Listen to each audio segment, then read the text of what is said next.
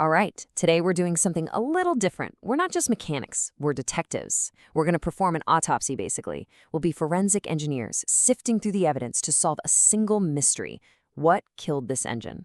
Let's get started. Just wow. Take a look at this. It is a scene of absolute mechanical carnage. It's hard to believe this heap of twisted, broken metal was once the powerful, beating heart of an engine. So the big question is, how does a super precise, tough-as-nails component end up looking like this? Well, that's exactly what we're about to figure out.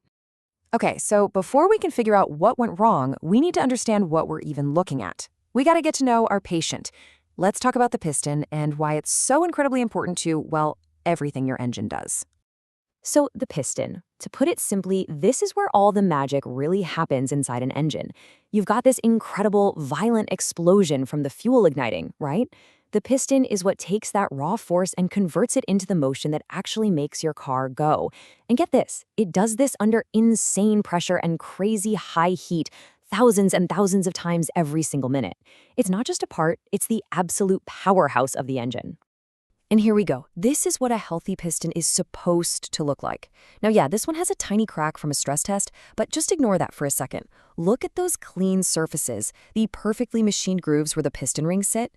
This is our before picture, our baseline for what a healthy, happy component looks like, ready to do its job. Seriously, burn this image into your brain, because the contrast with what we're about to see is, yeah, it's pretty dramatic.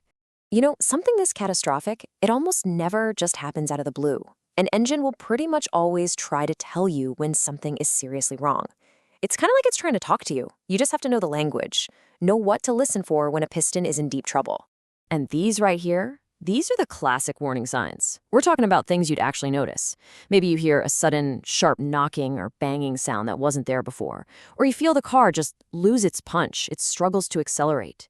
You might glance down and see the temperature gauge skyrocketing into the red, or, the obvious one, smoke pouring out of the exhaust. These aren't just little personality quirks of your car, they are massive red flags. They're basically cries for help coming from deep inside the engine. Okay, so we've covered the symptoms.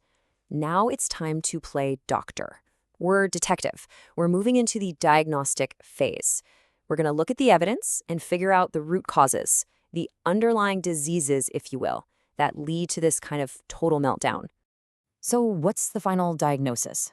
Well, our investigation points to three main suspects, three primary culprits that could cause this kind of disaster. We're looking at problems with cooling, issues with lubrication, and finally, contamination. Let's break them down one by one and look at the evidence. All right, first on our list, and this is a big one, a really common killer, cooling system failure. Think about it.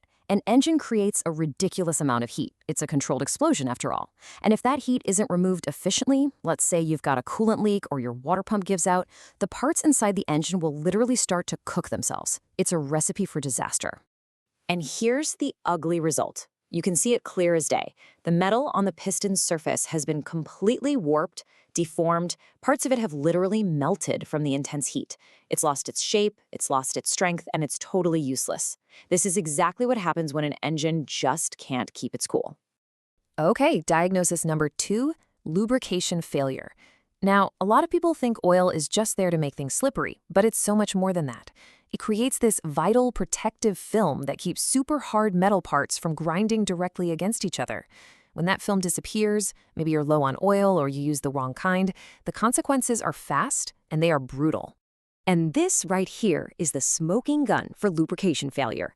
Look closely. You can see the physical proof of that insane friction. Those deep vertical gouges, the wrecked piston rings. That's not from an explosion. That damage is from the piston scraping raw metal against the cylinder wall, over and over, with no protective oil cushion.